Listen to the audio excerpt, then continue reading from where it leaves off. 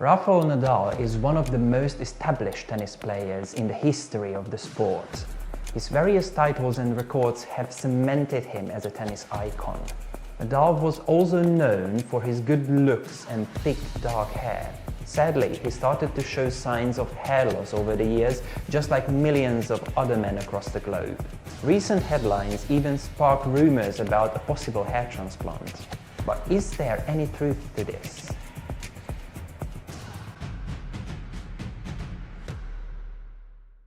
Hi, I'm Janos from HairPalace Hair Clinic, and as a patient coordinator I have accompanied the treatment of more than 1,500 patients in the past 5 years. Today I will get to the bottom of the Rafael Nadal hair transplant story. Nadal first showed signs of thinning hair around 2016. The star appeared at an event in Melbourne where his scalp was clearly visible through his hair.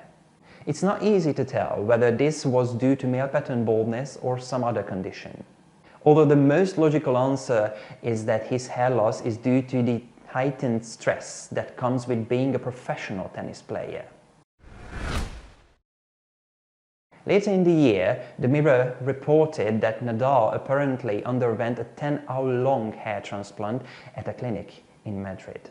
Based on the photos and the fact that he appears to have no visible scarring, he likely opted for an FUE procedure.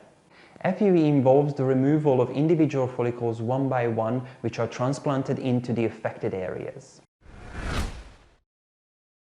According to media reports, Nadal spent €9,000 on his FUE surgery. But Nadal has neither confirmed nor denied this number. In fact, he hasn't spoken about his procedure at all. This means that we have no way of knowing how much his procedure actually cost or whether he is satisfied with the results. Although we have no way of knowing what he thinks of his results, we can make our own assessment based on the pictures.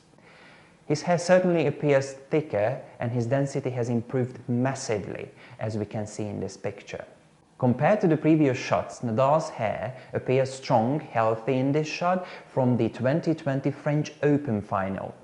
However, this may not be the end of his hair loss worries.